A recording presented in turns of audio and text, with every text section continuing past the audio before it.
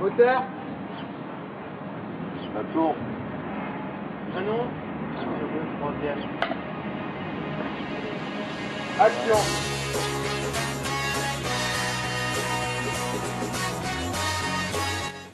Voici l'ESRA, l'École supérieure de réalisation audiovisuelle. Chaque année, les élèves de l'option cinéma doivent réaliser un court-métrage. Nous avons suivi un groupe d'élèves de première année qui réalisent pour la première fois un court-métrage en situation professionnelle. Nous avons voulu en savoir un peu plus sur le rôle de chacun au sein de l'équipe.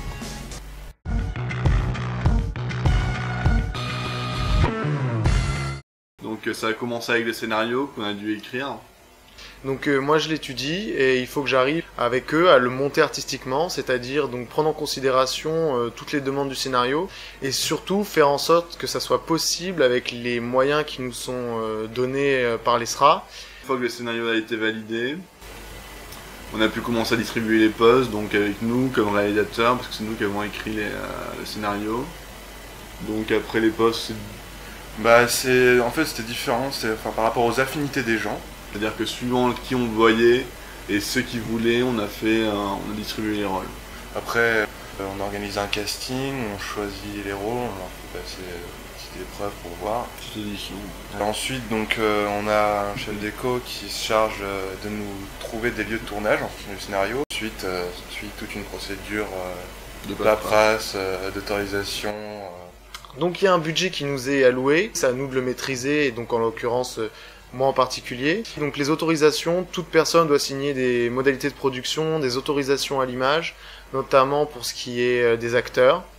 Après aussi, une fois que le chef décor a trouvé les lieux de tournage et qui sont validés par les deux réalisateurs, je me charge des autorisations de tournage.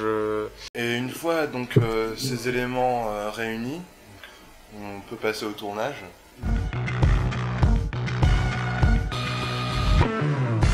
Je travaille avec l'assistant réal et la régie, donc c'est eux qui organisent le tournage et donc moi je suis avec eux pour que tout ça soit rendu possible, selon toujours les volontés des réalisateurs. Ouais, notre but, C'est de diriger l'équipe, quoi. C'est-à-dire on a imaginé quelque chose et on veut le revoir à l'écran. Voilà, on a une vision, on l'a posé sur le papier avant. Voilà, et on va dire au cadreur quel cadre on va avoir. Je fais partie de l'équipe image qui se compose de moi-même et de Greg, le cadreur. Le cadreur qui doit tenir le cadre et en fait respecter le cadre qu'il a choisi avec le réalisateur. Moi, en tant qu'assistant caméra, je m'occupe du montage de la caméra tout d'abord. Ensuite, je charge la pellicule dans le magasin. Ça se fait en fait dans un changing bag, c'est-à-dire un sac qui protège la pellicule de la lumière, parce que si la pellicule prend la lumière, elle est foutue. Ensuite, quand j'ai fait ça, je m'occupe aussi de la mise au point, c'est-à-dire prendre les mesures et pour faire en sorte que l'image soit toujours nette. C'est moi qui change la mise au point pendant le tournage. Ensuite, je mets aussi le moteur de la caméra, c'est-à-dire quand on dit moteur, j'allume la caméra, quand le réalisateur dit couper, je la coupe. J'ai un autre rôle aussi sur le tournage, c'est de m'occuper des objectifs et des filtres de la caméra. C'est moi qui gère tout ça. On va discuter avec le chef-op, on va savoir ce qu'il peut nous faire, et on lui dit ce nous on voudrait, donc il faut qu'il arrive à le faire.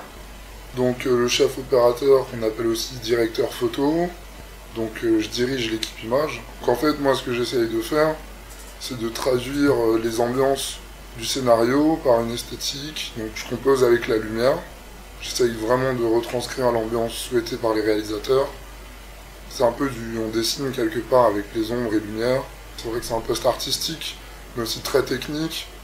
Donc faut toujours que l'image soit bien exposée, choisir suivant les filtres et suivant la température de pellicule les bons spots. Il y a des mesures de lumière à faire qui sont très importantes pour justement définir les bons diaphragmes de la caméra et pour pas être ou sous-exposé ou surexposé. Donc voilà. Après les informations sont relayées dans l'équipe aussi. Donc, Au niveau du premier assistant qui sert d'être en communication avec les acteurs, avec tout le reste, tout ça. Voilà, le son par exemple aussi, il y a des preneurs de son, faut qu'il arrive à prendre le son qu'on veut, suivant la situation, suivant le lieu aussi. Là, pour réussir à choper les détails, vraiment les sons précisément qu'on veut, pour après pouvoir aussi mieux les isoler ou mieux les retranscrire lors des phases de mixage son. Parce qu'après, effectivement, il y a le montage. Ouais, toute la partie post-prod.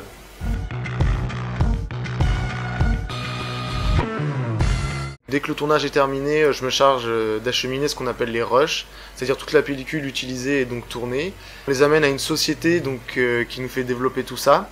Ils font ce qu'on appelle un cinérama, donc ils transforment la pellicule, ils la mettent en format numérique, donc sur une cassette.